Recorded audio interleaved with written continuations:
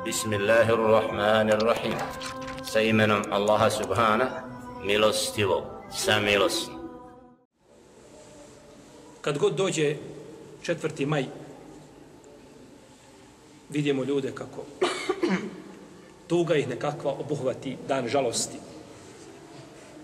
Taj Mubarek dan u kome je uzvišeni Allah uništio jednog od faraona, jednog firauna koji je živio, vremenski period koji je uzvišeni Allah odredio, pa ga Allah usmrtio, tako da su ga morali komadati prije nego što je dušu ispustio. I to za vjernika može biti samo dan radosti, nikako dan žalosti.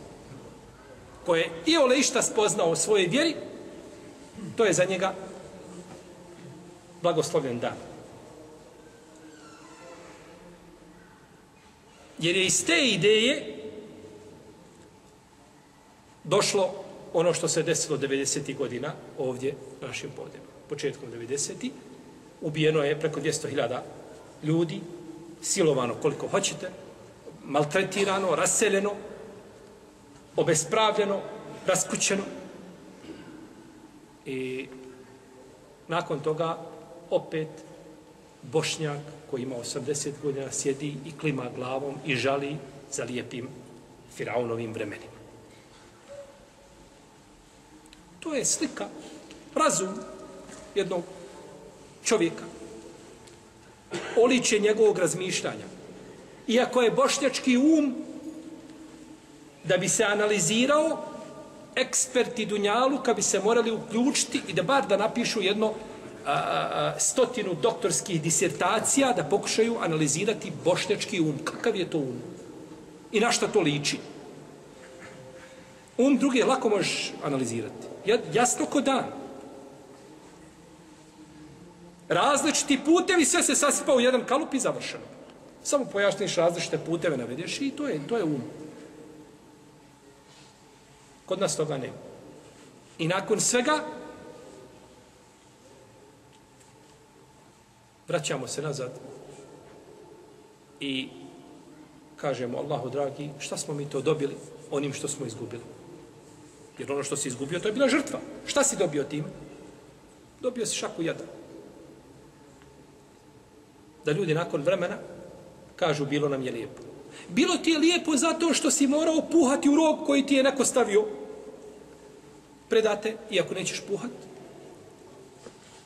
bit ćeš sankcionisan, kažnjen, protjeran. I zato ti je bilo lijepo. Kao čovjek koji je ostao u četničkoj vojsci, jel tako? I priključio se. Kaže, meni je bilo lijepo. Naravno da ti je bilo lijepo. Zato što si klimao glavom. U protivnom da se usprotivio i da si htio pokazati ko si i šta si.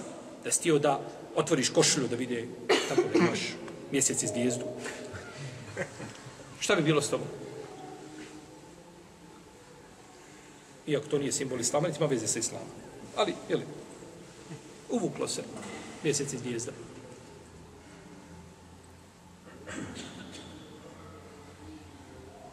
I da ljudi dožive 80 godina pobijelio, cipele mu pobijelio. Cipele.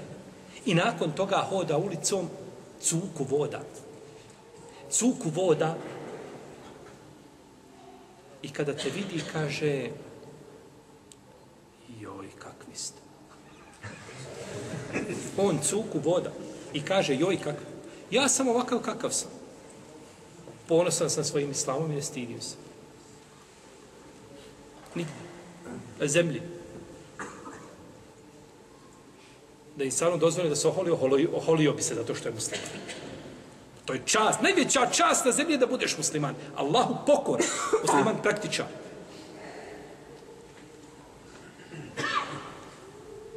Kaže, vidi se kakav si. Joj, kakvi ste. I komentari, jeli, koji su. Džaba je. Tito ga dojio.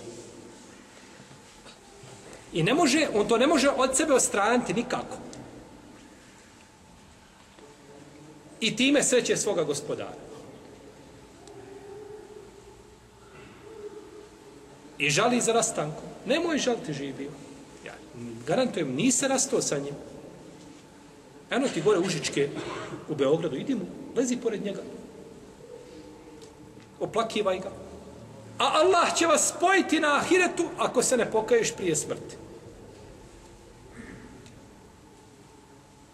I bit ćeš sa njim bliski prijatelj i jaran. Jer poslanik, sam kaže u hadisu, al mar'u ma men ahab.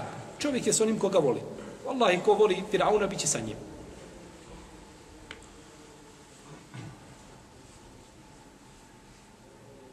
Jedno je da čovjek proživi svoj život i da mu dođe ti zadnji momenti njegovog života kada mora teobu donijeti i vratiti se svome gospodaru. Taman bili zadnji momenti, iskreno, Allah će primiti od njega. Međutim, nije za očekivati od čovjeka koji tako razmišlja i koji se tako ponio u zadnjim danima svoga života, da će ga uzdišeni Allah, da će mu dati toliko teufika i uspjeha da on u tim najtežim momentima izgovori riječi la ilaha illa Muhammedu Rasul. Jer ko po cijeli dan sjedi negdje šaha u parku i sjedi na pločniku i daje komentare prolaznicima i prolaznicima, je tako? Nije za očekivati da će, a uzvišen Allah milosti prema svojim robovima, može to dati kome želi.